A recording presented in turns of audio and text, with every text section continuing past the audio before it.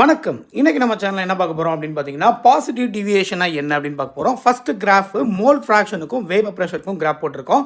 அதில் 2 லைன் இருக்கு. Dotted line ஒன்று இருக்கு, சாலிட் லைன் ஒன்று இருக்கு. டாட்டட் லைன்ஸ் எதை சொல்ல வருது அப்படின்னா, எக்ஸ்பெக்டட் வேப்பர் பிரஷர் சொல்லுது.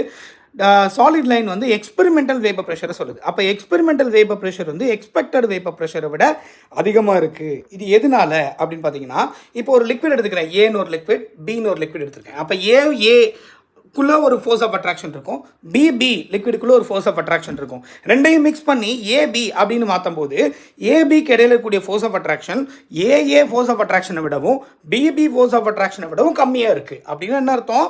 ஏ வந்து பியை விட்டுட்டு ஈஸியாக மேலே போகும், பி வந்து ஏ விட்டு ஈஸியாக மேலே போகும். அப்போ A will allow the B to go to vapour phase, B also will allow the A to go to vapour phase. அப்போ ரெண்டுமே வேப்பர் ப்ரெஷர் போகிறதுனால எக்ஸ்பெக்டட் வேப்பர் ப்ரெஷர் விட அதிகமான வேப்பர் ப்ரெஷர் கிடைக்குது. அதனால தான் அதுக்கு பேர் பாசிட்டிவ் டிவியேஷன் அப்படின்றது.